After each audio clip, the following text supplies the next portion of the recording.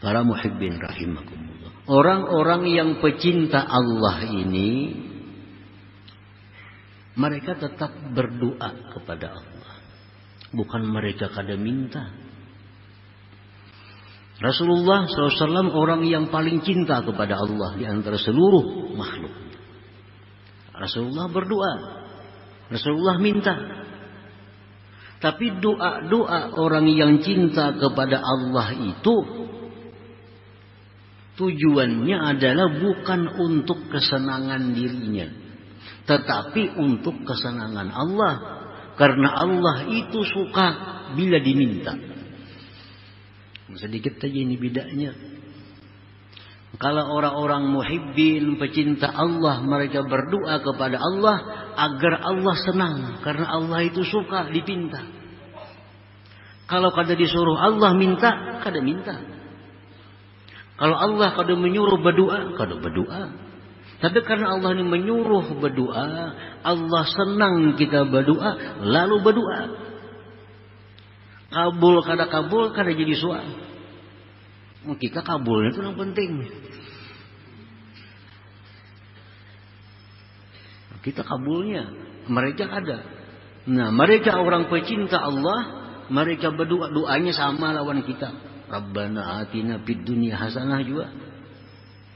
Tapi mereka berdoa itu, motivasi berdoa itu untuk kesenangan Allah.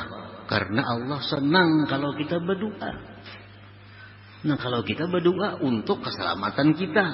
Nah, kita berdoa untuk kebahagiaan kita. Nah, itu bedanya antara pecinta Allah dengan pecinta diri sendiri. Nah, para muhibbin rahimakumullah. Qala Yahya bin Mu'adz radhiyallahu ta'ala anhu mithqalu dzarrah min al-hubb ahabbu ilayya min ibadati 70 sanah bila hubbin. Yahya bin Mu'adz radhiyallahu anhu berkata, satu ibadah yang sangat kecil tapi didasari karena cinta kepada Allah. Nah, didasari karena cinta kepada Allah. Itu lebih aku sukai daripada beribadah 70 tahun tapi tanpa dasar cinta. Ibadah ini sekali aja. Tapi dasarnya beribadah itu karena cinta kepada Allah. Ini beribadah 70 tahun tapi hendak masuk surga. Nah, itu ganjaran yang diberi Allah lebih besar. Yang satu kali tapi karena cinta kepada Allah Subhanahu wa ta'ala.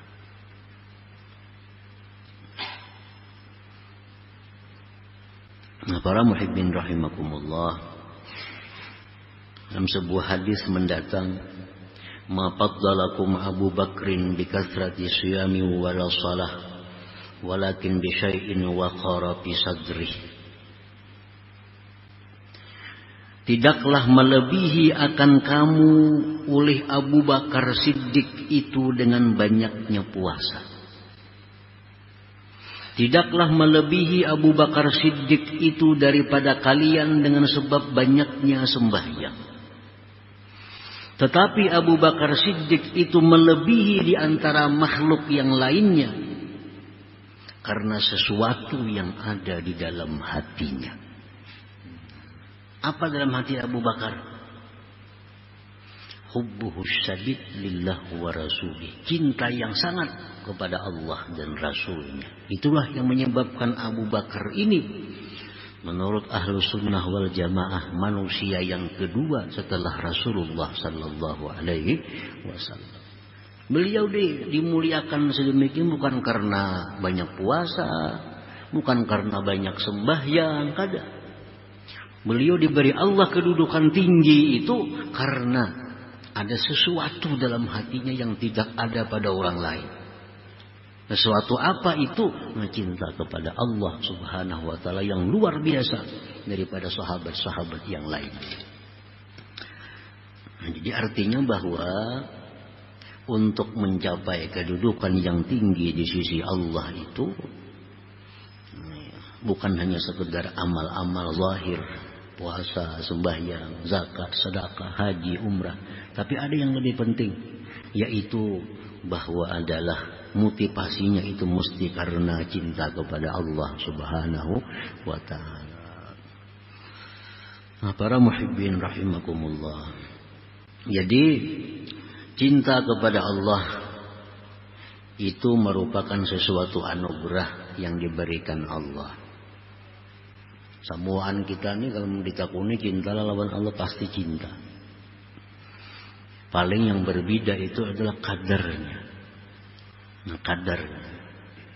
Ada yang diberi Allah kadar cintanya itu sekian persen, sekian. Tergantung kecintaan Allah kepadanya. Nah, para ulama memberikan jalan kepada kita untuk bisa mencintai Allah itu. Artinya ada usaha-usaha, ada amalia-amalia supaya kita bisa cinta kepada Allah itu. Salah satunya adalah musyahadatu ihsanih wa ni'amih az-zahirah wal batinah. Menyaksikan, merasakan kebaikan Allah, nikmat Allah yang diberikan kepada kita zahir dan batin. Itu satu jalan. Kalau kita selalu menyaksikan bahwa kebaikan-kebaikan Allah itu setiap detik datang kepada kita. Kebaikan Allah setiap detik masuk dalam diri kita. Nah, kalau kita suka musyahadah yang demikian, akan menumbuhkan dalam hati kita cinta kepada Allah. Karena ujar Nabi, jubilatil qulub ala hubbi man ahsana ilaiha. Tabiat hati ini cinta kepada orang yang berbuat baik kepadanya. Nah, siapa yang berbuat baik kepada kita? Yang paling berbuat baik tidak ada lain daripada Allah Subhanahu wa ta'ala. Jadi rancak-rancak sering-sering mengingat kebaikan Allah kepada kita, itu akan membuahkan kecintaan kita kepada Allah. Nah, yang kedua, wa ma'rifatu asma'il husna wa sifatihil ulia. Mengenali, memperdalam tentang asma'ul husna dan sifat-sifatnya yang tinggi. Telaah satu persatu asma'ul husna. Apa artinya Allah? Apa artinya Ar-Rahman? Apa artinya Ar-Rahim? Apa artinya Al-Malik? Apa artinya Al-Quddus? Apa maksudnya As-Salam? Satu persatu ditelaah, akan menumbuhkan cinta kepada Allah Subhanahu wa ta'ala. Jangan hanya sekedar tahu arti. Ar-Rahman penyayang, Ar-Rahim pengasih, penyayang, Malik raja. Jangan sekedar hanya ke situ, tapi bujuk-bujuk perdalam satu persatu makna kandungan Asmaul Husna. Allah itu pengasih, bagaimana pengasihnya? Allah itu penyayang, bagaimana penyayangnya? Sampai bagaimana, sampai seberapa penyayang Allah. Nah, kalau kita ma'rifat itu akan menumbuhkan cinta kepada Allah Subhanahu wa ta'ala. Yang ketiga, wa tadabburu ma'anil Qur'anil azim, merenungi makna-makna Al-Qur'an. Al-Qur'an itu kita pahami makna-maknanya. Bagaimana kalam Allah itu luar biasa. Niscaya kita akan yakin bahwa ini bukan kalamul bashar, bukan perkataan manusia.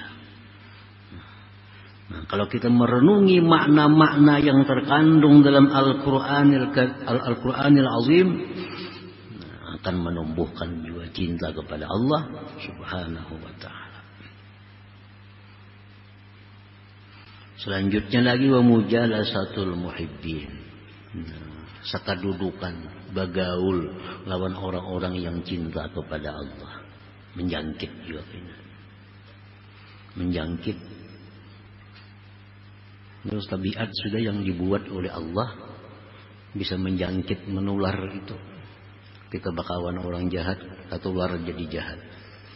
Nah, kalau kita selalu bersama-sama orang yang muhibbin, yang cinta kepada Allah, ada pengaruhnya dalam diri kita. Doa dan doa. Doa, kayak doa yang diajarkan Nabi tadi. Allahumma inni as'aluka hubbaka wa hubba man yuhibbuka wa hubba amalin yuqarribuni ila hubbik. Ya Allah, aku minta kepada Engkau agar bisa cinta kepada Engkau, mencintai orang-orang yang cinta kepada Engkau, dan mencintai pekerjaan yang mendekatkan aku kepada mencintai Engkau. Nah, bila hal-hal itu kita lakukan, insya Allah Allah akan memberikan sesuatu daripada cinta tadi, sehingga bisa kita menjadikan Allah Subhanahu wa ta'ala bukan hanya sebagai Tuhan, tetapi zat yang dikasihi, zat yang dicintai. Nah, kemudian hikmah yang ke-244. Ya hadratin Nabi sallallahu alaihi wasallam. Al-Fatihah.